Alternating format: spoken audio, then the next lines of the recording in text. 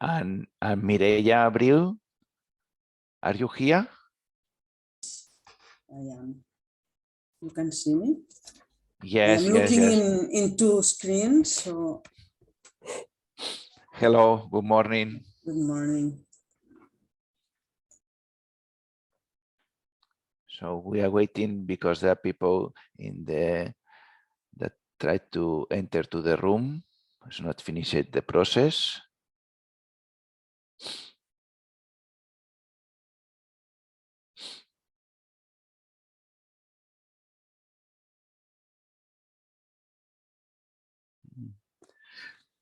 Xavier, one question. The Mentimeter has been working. We need to answer because I started, but I am not sure it was a work to do. So the Mentimeter in the case of the rooms, sorry. 8. Salud. The Mentimeter in the case of the room will be managed by Laura Talens, and she has not entered in the session until now. Oh. Hi, yeah, Xavier, thank you. I'm sorry for this delay. There was a kind of a mistake in the assignation of the room. So I'm also here to support the session. But I think the Mentimeter will use it later. There was a general Mentimeter that was aimed to be discussed in the main room, but it has not been discussed.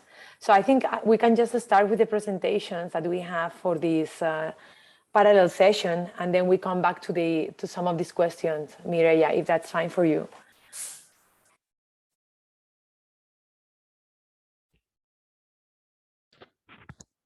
Okay, welcome to the session. Sorry, welcome to this the session, Rooftop Agriculture, and thanks for your participation. As Francesco introduced it, I am Xavier Gabarrey. My task is to moderate this session, and there are Agnes Lelieb, Laura Talens, and Michelle Dostuni who are helping me. So in order to organize the session, what I try to do, I invite to a first short presentation by the cities, in this case, Jacques Olivier from the Paris, if he can explain in a few minutes his experience, and then Mireia Abril from the City Council of Barcelona, and also if she can explain his experience, the experience of Barcelona. Here, I think that Fertile City before Francesco was, we show on a slide that was talking about the Fertile City project. Fertile City project, in fact, is a project from the university that we are in Barcelona, but this is not a specific project promoted by the City Council. And then the third short presentation by Challenge and Barriers to Rooftop Agriculture, Breakout from Romania. And if we start with these three short presentation, then we can open the debate. And also we have two questions in the Mentimeter that will be introduced question by question, and in order to facilitate the debate. The first thing that I want to say is urban agriculture is a transversal. So we have different kinds of urban agriculture systems in a city. There is not a city that with only open air or only greenhouses or only rooftop systems. So usually this is a mix of kind of systems, and also a mix of kind of purposes. So our objective today in this session is to know the commercial aspect is urban farmers can have positive impact in cities or not. But I think that also we can debate about the means of commercial, and when there are cases that maybe the purpose is a social one. So also in a rooftop, we can have a social, in a rooftop agriculture, we can have a social purpose. And sometimes the strategies that can have a city can mix the different systems. So from the peri-urban one until the rooftop. So what I invite the speakers, the first speakers, and then the people attending the session is, although this is a rooftop agriculture, don't forget that if you have ideas, comments, please, related with other kinds of systems, please put on the table if they are related. So, Jack, can you start with your presentation or your explanation? Sure.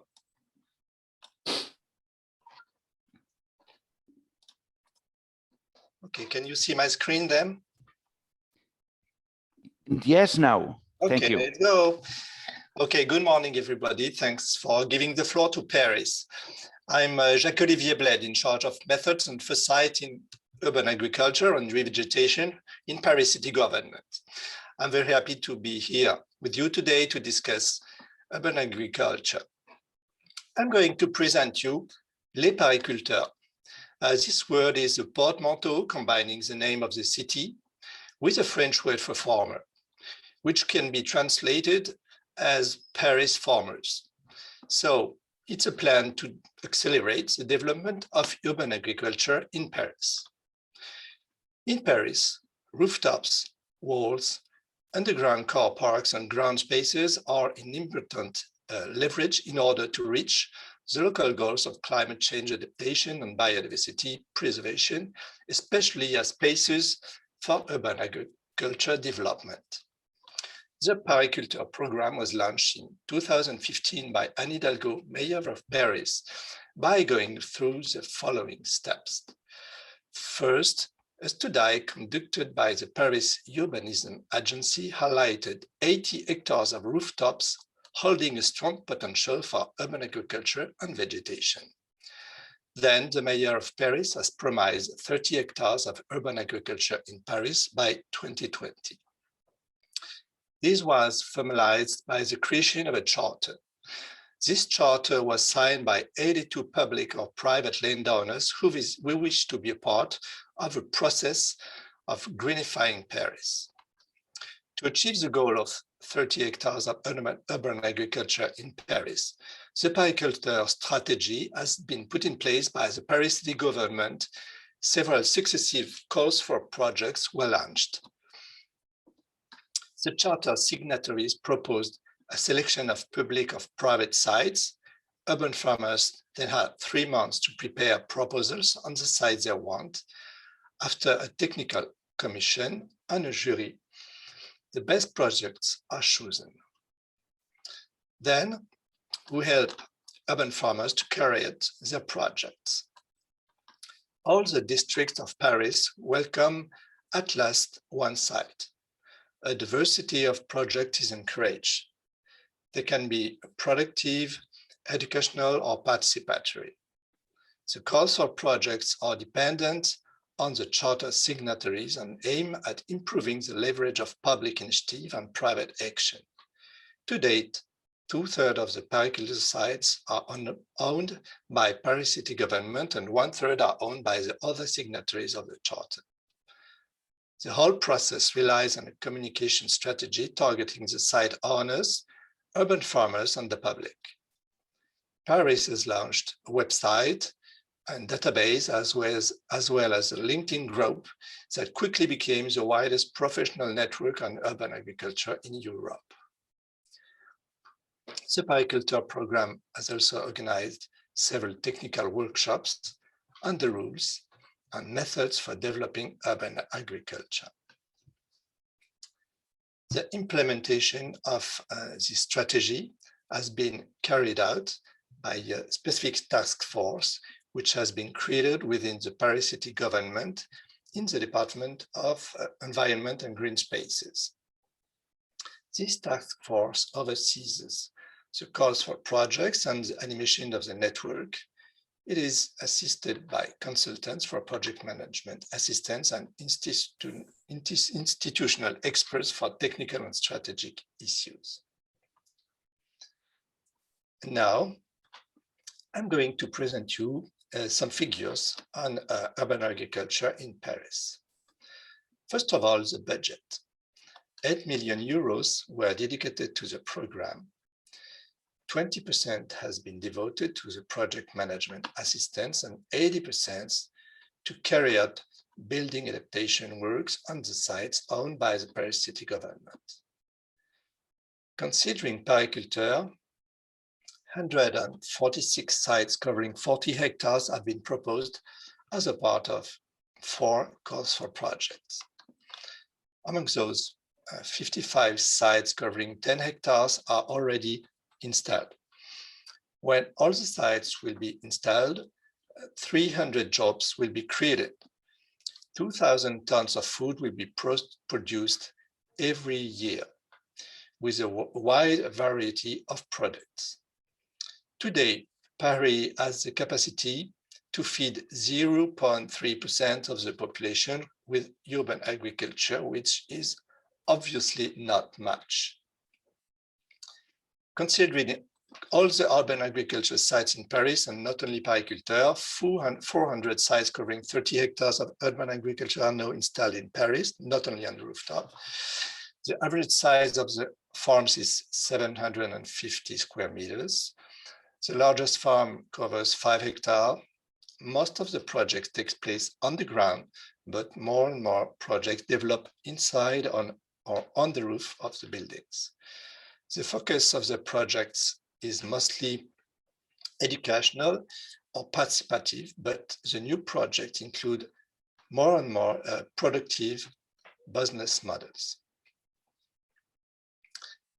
I would like to end this presentation with examples of urban agriculture sites in Paris. This project in the night started 3 years ago. It's located in 8,000 square meters of an abandoned underground car park of a social housing landlord. 1 ton of mushroom and endives are produced every day. They are sold at a market nearby to local restaurants and organic shops. 10 shops are not created, 80% of which have been taken by inhabitants of the neighborhood. I think now it's even more than 10 jobs. The next project, this one started 3 years ago. It's located on 700 square meters of the rooftop of a swimming pool. This project uses hydroponic columns. Verticality increases the productivity.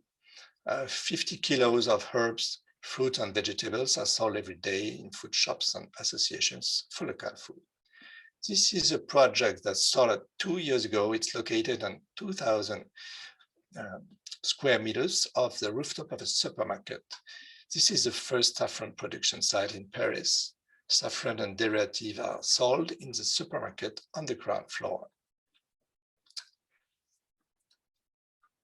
This is a project that just started in 2020. It's located on 7,000 square meters of the rooftop of a railroad freight hall. The project is built around a hydroponic greenhouse, a permaculture area, and a restaurant.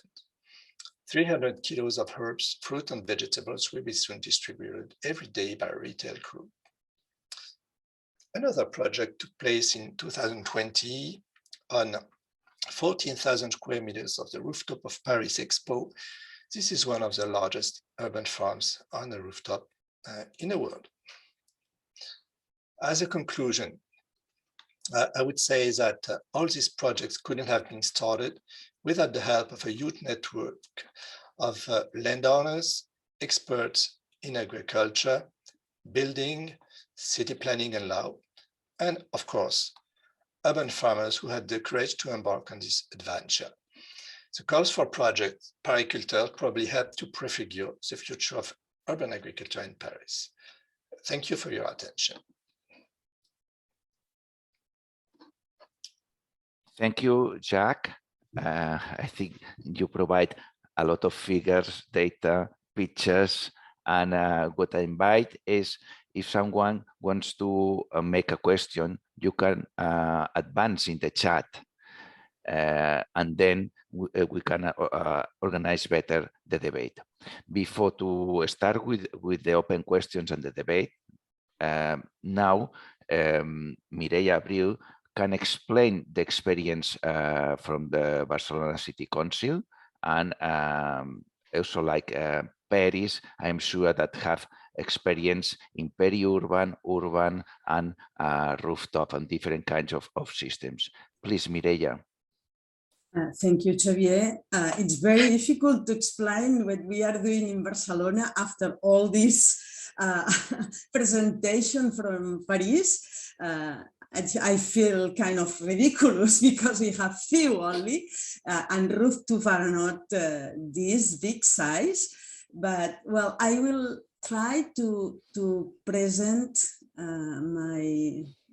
I have two screens and I am not sure about the, let me see.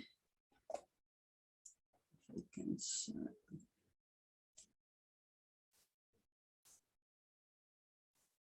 Now? Yes, now we can see your presentation. Yeah? Barcelona Urban Agriculture Okay. Strategy. Okay, well, I just put some pictures and few points. We are working from 3 years ago in the Barcelona Urban Agriculture Strategy. That's is a part of the politics. I am not, let me see how to pass. I'm not. 1 second, I don't.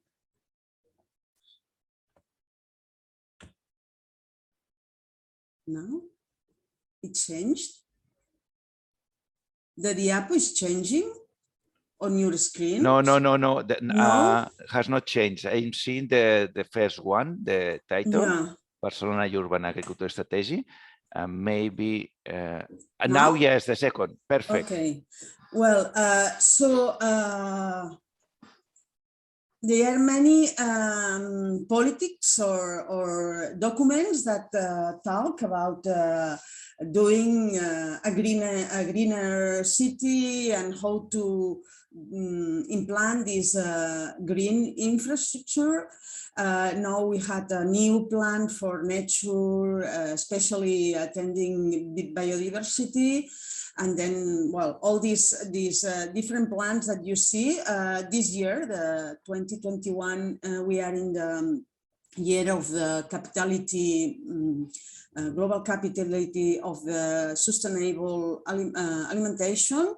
It means it has been important for us because it has been well, all the city has been doing things about alimentation, but also promoting urban agriculture. Okay, here you have the objectives. I am not stopping here of our strategy. So we are working mainly now, well, there is a plan here that says Observatori de l'Agricultura Urbana is a more detailed knowing of what we have in the city. We have around 200 vegetable gardens or orchards that we know, it's probably more, that are public or in private spaces that are used for groups, social uses, not particular ones. The particular ones or the private are not here. And well, just in the map, look the surroundings. We are in a very, very dense city. We are surrounded by 2 rivers, a mountain called Charola, and the sea. So the city cannot spread more, and we are growing like this in height. But the spaces for agriculture are really very very few. I mean, this is not available soil anymore, and we need to grow in roof and rooftops. Okay, so that will be a rep. So we have still some nice orchards and agricultural plots, mainly social and scholar. We have on the rooftops, but very different. The neighborhoods, in the public buildings, or in hydroponics or in soil in the rooftops.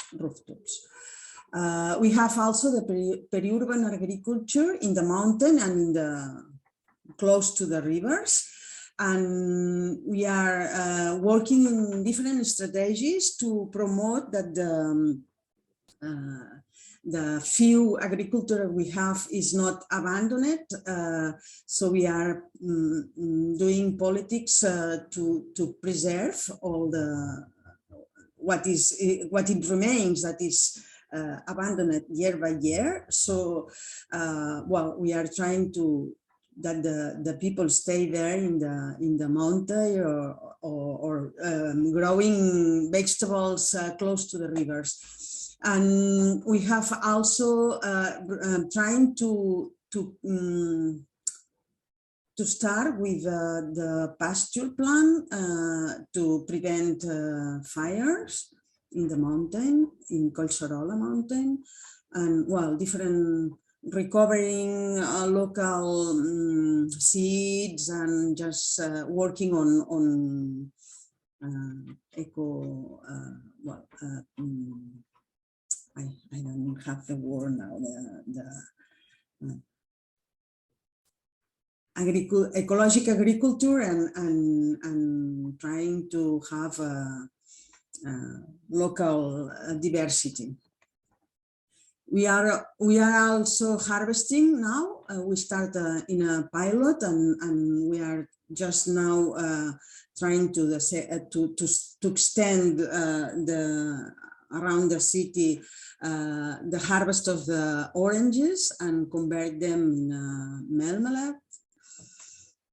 And we are working a lot in promoting all these, and the city knows to know this, for the citizens where we have the orchards, what we are doing in agriculture. So we meet last year the 48 hours like Paris, and we are preparing now the next one, 22. And we have also organized a meeting from the Spain cities. Well, referring to the rooftop, we have, I just selected three public and two public and one particular cases that are singular for us. We are not the size of Paris, but this is the Institute for Handicapped People that has started to put these I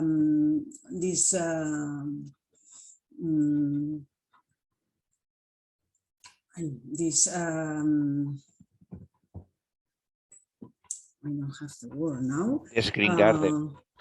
Hydroponic growing in the rooftops, and now they have 8 rooftops, and there's more than 150 people working, more than from 19 entities, and a lot of scholars are employed to work with them. The date of production is this one. I don't know if it's a lot or not. I think that is they are happy because these people usually can give all this harvest to the social canteens or food banks, and now that we had all this pandemic situation, it has been very important for from the families all around to have all this harvest. Also, we have this new Rooftop, which it's a surface of more than 1,750 square meters. It started only 6 months ago over mercat. I don't know the word. March. Well, I don't. And well, it has started just 6 months ago and has a lot of volunteers, entities visiting or knowing the project and doing activities. And all this harvest is given also to the food bank or families that came from the social services that had need from this food, and they are trying to involve all these families to the project. And another case that we have is these green rooftop competitions. These are in private buildings. The other two are in the public. This is in private buildings, and well, is a help because part of the project is I think that an 80% is provided by the public inversion. And the important thing is that in the 4 years ago, it was only a 50% of the projects that had an orchid, and now in the one that is executing now, it's a 90%. They have just a small part or small square meters, but at least they have a part that is just for the people of the building to grow vegetables and to know how to cultivate all this food. Our projects in the studio of the observatory we are doing are mainly social for the entities, the citizens, and there is some few projects that want to go to the commercial purpose, but well, still we have to work on that because, well, all these policies that we have now, relatively new, all of them are improving, that we are just projecting and doing new green infrastructure with orchids, but we are this situation that we are compact, few land, and the surface, they have many uses, energy, water collection, so we need to share all these different facilities. Then we are just started we see that the initiatives can be on a social or commercial small scale, and in the what we call solidarity economy, that circular, social, cooperative, but few small scale, not a big business. And then right now our laws, our regulations only admit self-consumption, so we cannot commercialize, make commercial change, but we need to work on that for this solidarity economy, and work with the government to facilitate also or simplify all these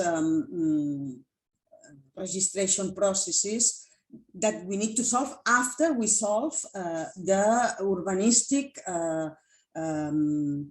problem. The urbanistic, we have only permission to self-consumption because we cannot have the urbanistic law don't allow to be an agriculture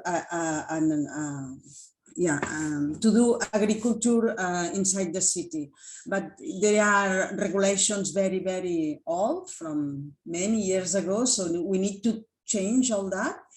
and do, if it's possible, these big projects as Paris do. We will like to do that. And here it finished my presentation.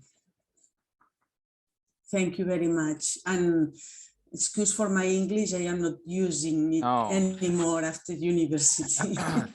Thanks, Mireia. And let me see how to stop. Yes, thanks, Mireia, for the effort to be here with us, because the important is the message and the content. And I think that's arrived. If not, people can ask by chat and also doing direct questions. So I encourage to advance questions with the chat before to the next presentation. So now there is the turn to present Breakout project from Romania. Please, challenges and barriers to rooftop agriculture. Can you start?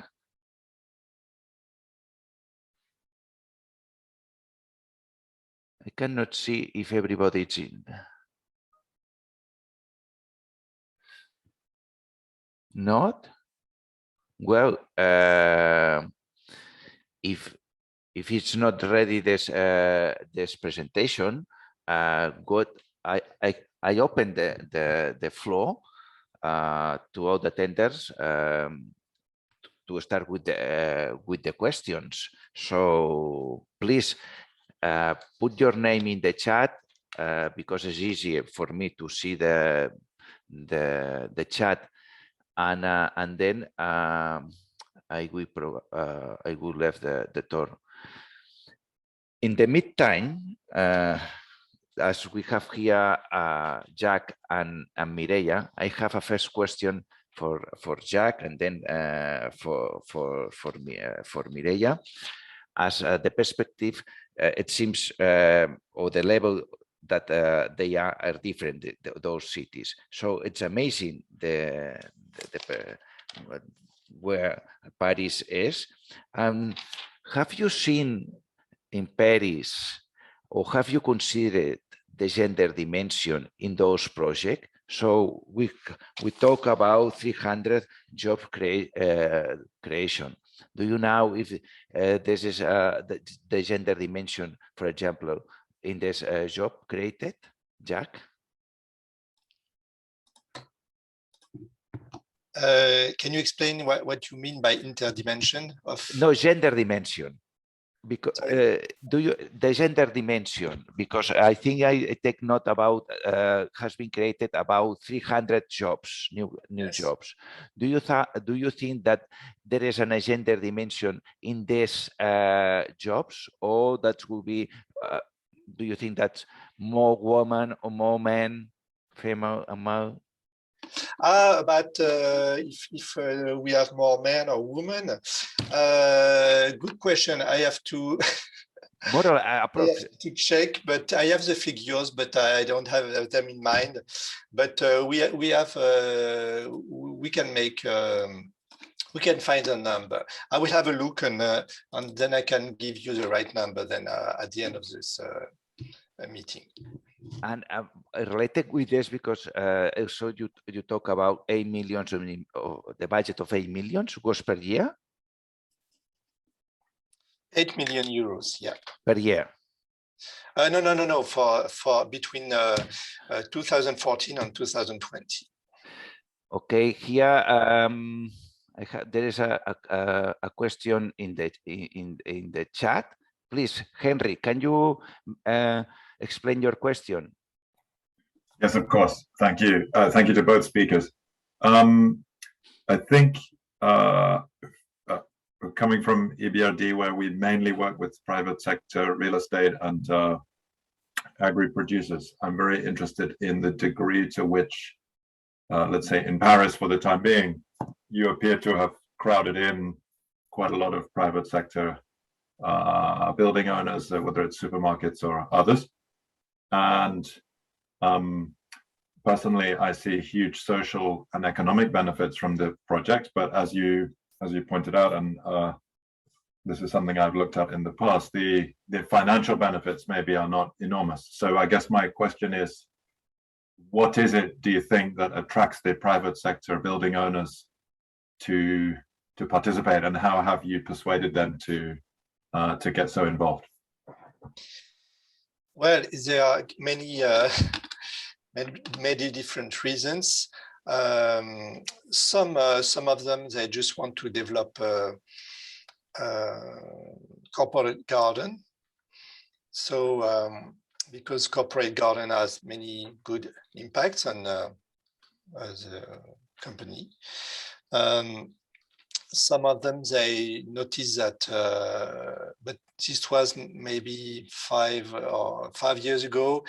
Some of them, they did it because it was good for communication, because they had really good articles in the newspapers, because it was not so often that it happened that urban agriculture developed on the buildings. But now it's not so true anymore because there are so many projects. Some of them, they do it because they notice that it's good for their REC policy. REC, I don't know if it's the same, social and responsibility. CSR, yeah.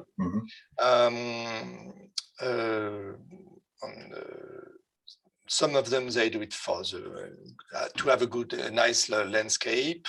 There are many reasons why they do it. In Paris, we have a special local urbanism plan that encourage the development of this kind of projects. If you make a new building, and if the roof is more than 500 square meters, you have to develop even more than 100 meters, you have developed vegetation, and more than 500 meters, you have to develop vegetation with a lot of, I think it's more than 10 or 20 centimeters, so it's a lot, or urban agriculture. And that is written in the rules, so you have to do it.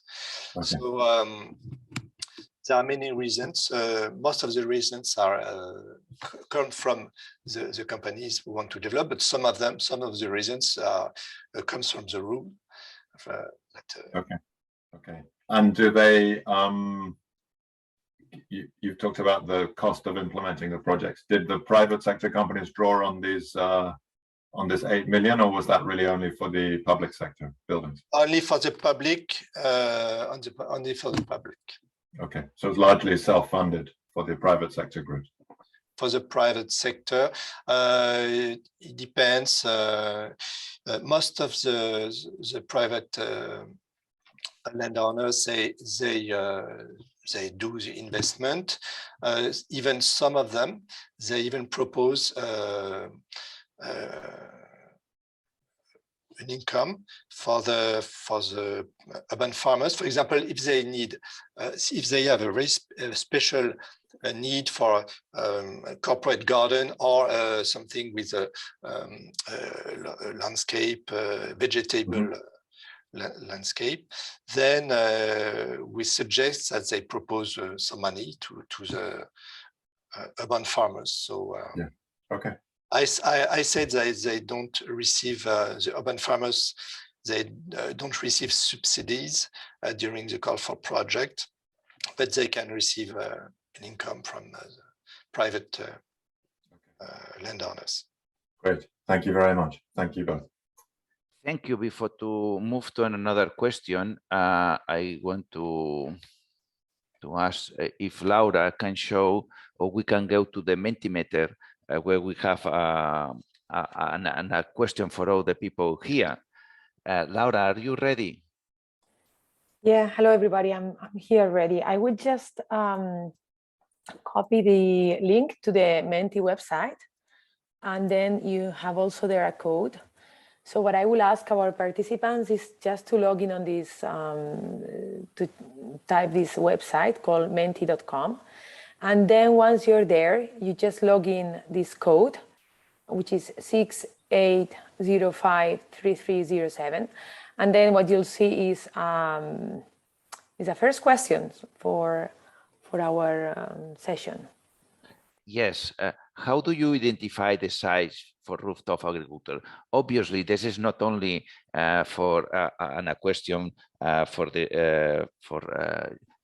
Jack or for Mireia. I think can ask everybody that we come from different cities. And do you think, or how do you identify in your city size for rooftop agriculture? If this is the case, you can see that there are different options like sensing, expertise, that it's manually done, aerial mapping, or others. Also, we have not identified them. So this is in order to have a picture of where we are. Are you ready? Indeed, Xavier, I think this links very well to some of the comments that Jacques was suggesting, right? Because apparently there's a clear and strong commitment from Paris to accelerate this plan for urban agriculture. So I guess that there has been done some previous work in order to quantify how much of this rooftop can actually be adapted or is ready to be used for urban agriculture. I'm not sure, Jacques, if maybe you can just share a few words with us about this.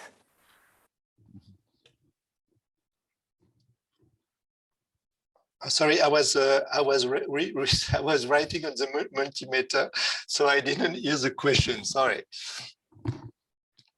Sorry, I was just commenting that it would be good to have a short reply from you and also from Mireia in trying to understand how, in the case of Paris, it seems that there's a clear and strong commitment from the Paris government to implement urban agriculture.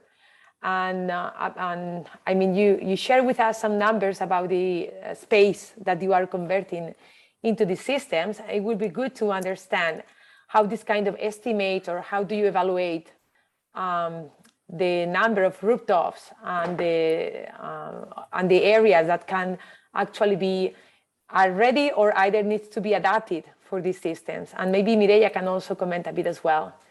Okay, it started with in 2014 a study conducted by the Paris Urbanism Agency highlighted 80 hectares of rooftop in Paris, holding a strong potential for urban agriculture and vegetation. There was the total was 400 hectares of rooftops, but among those were 80 hectares of interesting rooftops. These rooftops looked from the space. Please, you can repeat the numbers because I am lost. Okay. We had a study that shows that there was 400 hectares of rooftops in Paris, and among those 400 rooftops, there were 80 hectares of rooftops that looked to have a strong potential for urban agriculture and vegetation. Okay, and so you mentioning that in the case of Paris, you were probably using aerial mapping. Yes. This urban agency in Paris was using this kind of method to try to quantify how much of the area available in a city is potentially useful for this urban agriculture, right? That's right. I'm not sure in the case of Barcelona, Mireia, if there's kind of similar work that is actually ongoing, or what is the situation? No, we have this green rooftop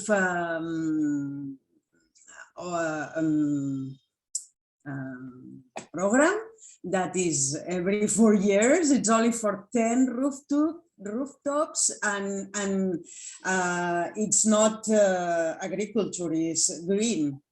And for change, we have an increment of the agriculture legal sample in each rooftop. In the plans, there is not a projection of what we are going. No, it's mostly green now, a green infrastructure, and if the citizens are just saying and demanding these plots for agriculture, it can be a participation in a participation plan, just accord that part of the green is for agricultural purpose, but there is no right now, not provisions. At least that I know. I am in a technical level. I mean, no. Okay, thanks, Mireia. I think that in the chat, Bogmar Keuter is asking about the regulation that Mireia introduced also before. Bogmar, do you want to ask directly? Yes, thank you, Xavier.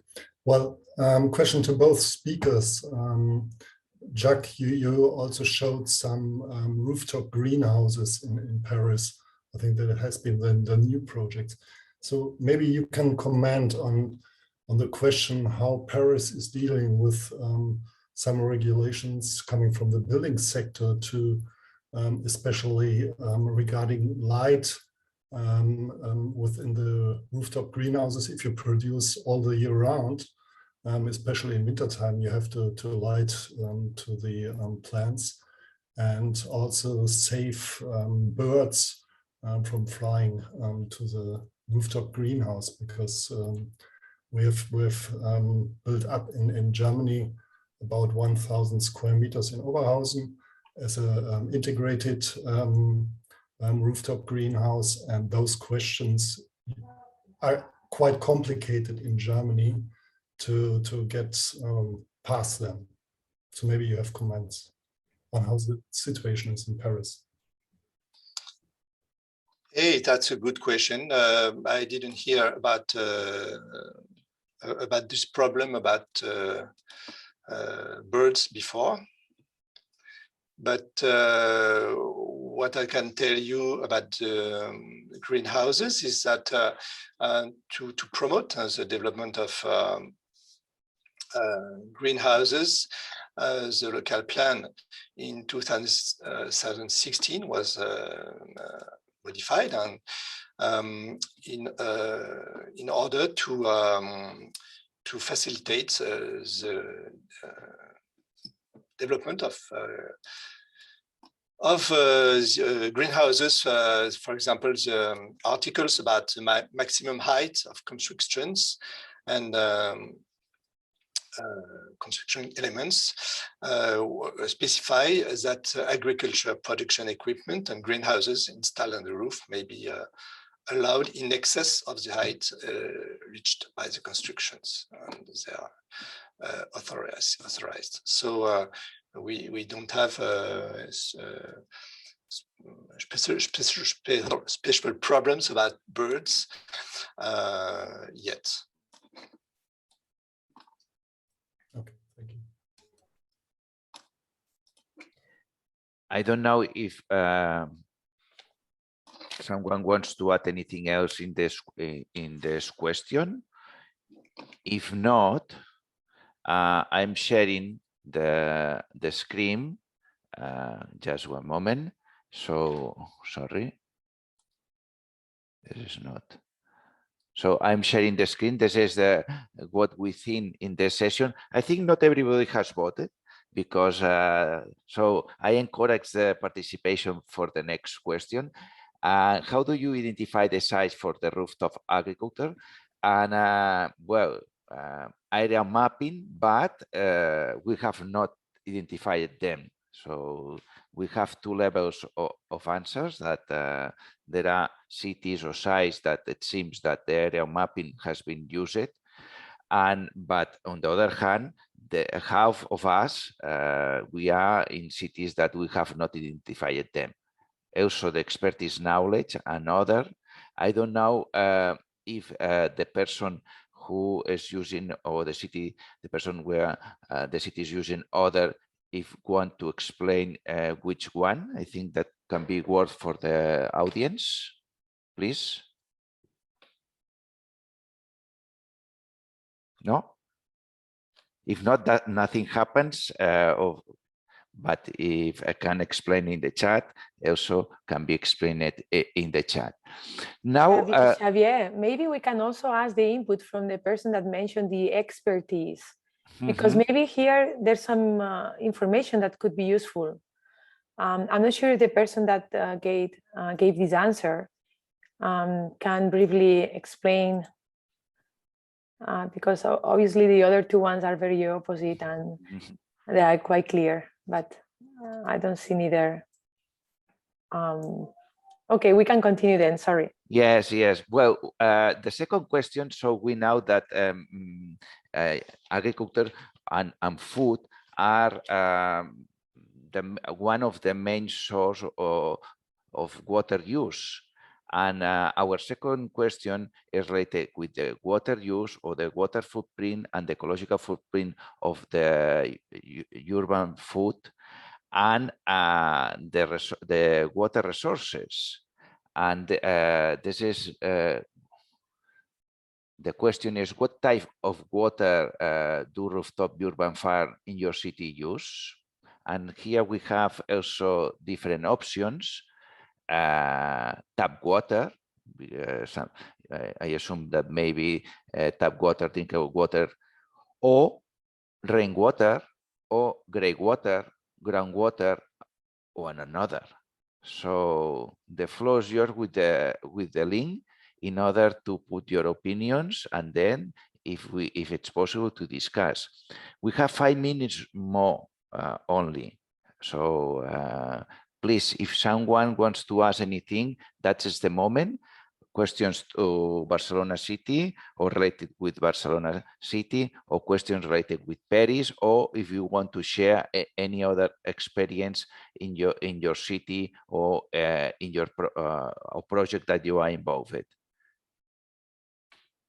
Not?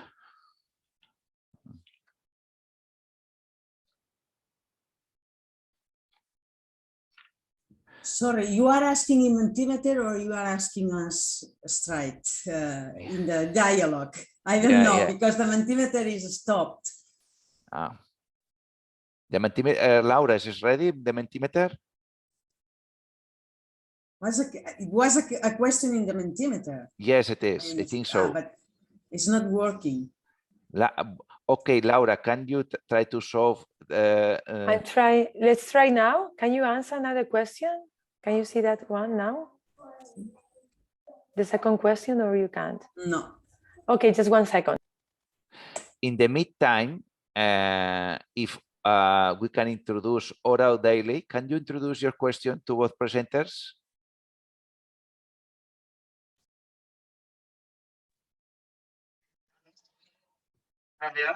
Yes, please. Thanks to both presenters. I just wanted to find out, in terms of existing buildings, what is involved in really, ensuring that they're suitable for rooftop farming? In other words, there's a lot of water, there is soil involved, and I know that that is going to contribute a lot of weight. So what type of testing is done, and also what type of retrofitting is done to ensure that these facilities are suitable for rooftop gardening or farming?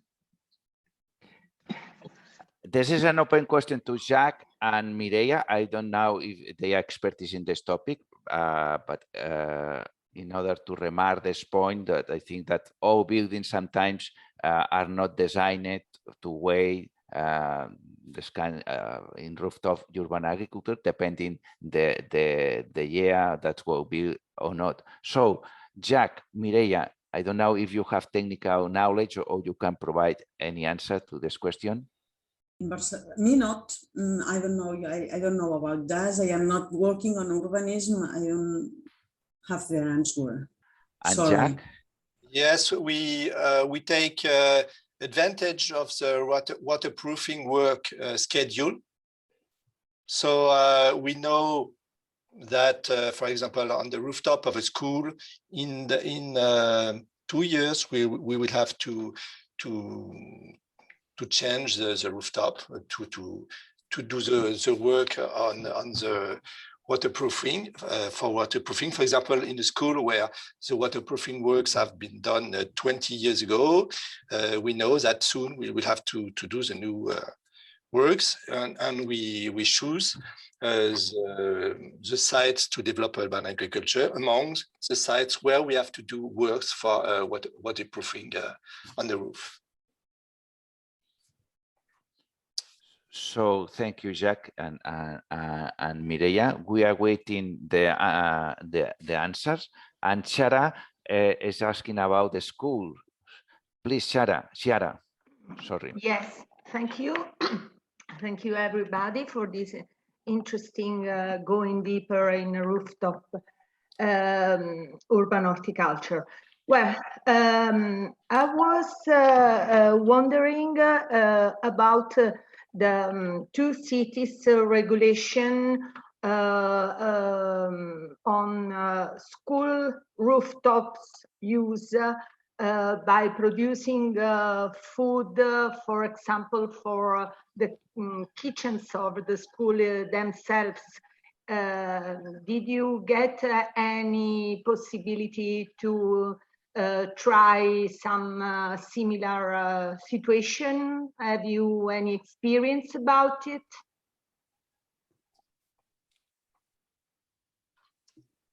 Not in Barcelona.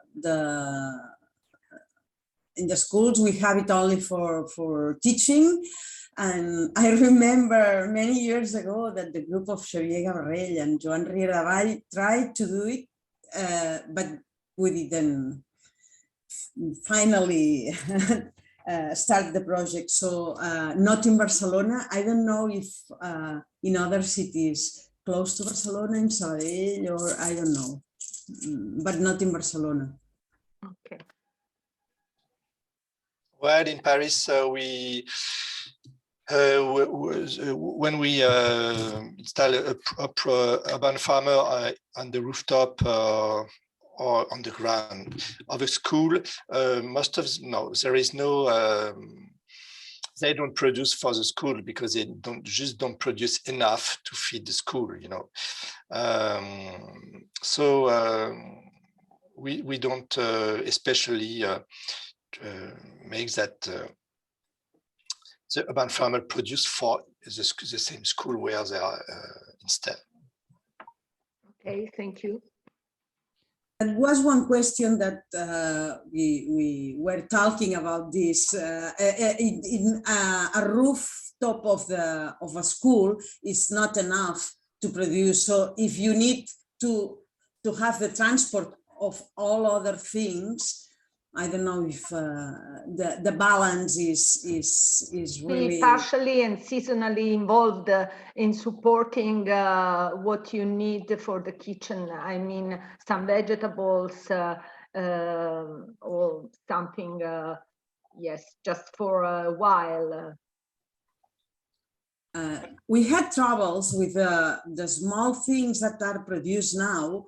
Sometimes are not allowed to go into the kitchen because they are externalized kitchens. I mean, other enterprises that for food security don't allow to the children to enter in the kitchen. So yeah, we need to arrange a lot of Mireia, regulations. I have another question too about safety of students doing activities on the rooftops. Did you prevent any risks by more screening maybe the terraces or the rooftops? Did you provide any extra safety system for the students, or the regulation was easier? I don't know. We had some troubles with one school that was not allowed.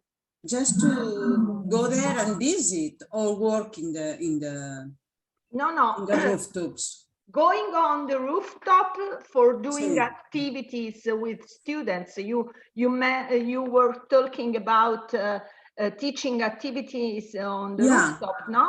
Yeah, we don't have any trouble about the laws. I mean, the laws or the regulations. The school has an insurance for doing activities outside the building of the school. And that's enough. And that's enough, yeah. Okay, thank you. Usually, well, and the entities that are in the rooftops or the people who's working has the ones that for the how do you call it, the insurance for the third person, for the third part, yeah. So at least that covers, and no one has said anything else, but also always we have troubles in everything, not in that. Okay, in addition to that, in the Spanish legislation, all the rooftop must have a defense. Okay. So the last question for Pietro Tonini, please tell us, because then we will finish or close the room, because we need 5 minutes to break. Pietro, are you here? I am not Pietro. He shared a link with me and I registered in his name, so I do apologize. I'm Diego, but I am curious. This is for both presenters. Thank you very much for your presentations. Very interesting experiences. I was curious, what's the decision process to choose for the crops you produce? So is it what the market is demanding? Is it what you can produce? Is it what your partners would like to produce? And are there any varieties developed specifically for rooftop agriculture? Thank you. Thank you, Diego. And short answer, because we need to close the room and we will have 5 minutes break. We want to start, Jack or Mireia, or if not. In Paris, the urban farmers, they choose what they want to produce. We don't choose instead of them. And maybe this is the same case for Barcelona. It's the same answer, yes. So, we are not commercial, so for the Institute of Handicapés, they choose things that are growing well because they want to give this service. So if there is something that is complicated or they say that is not growing well, then they change it and put the crops that they have good growing. So I want to thank Jack, Mireia, and all the attenders, more than 20 people, 25 people that we are here in the session. Now 5 minutes to break because the main session is starting at 12. So thank you for your questions and your presentation. Thanks a lot. Thank you to both our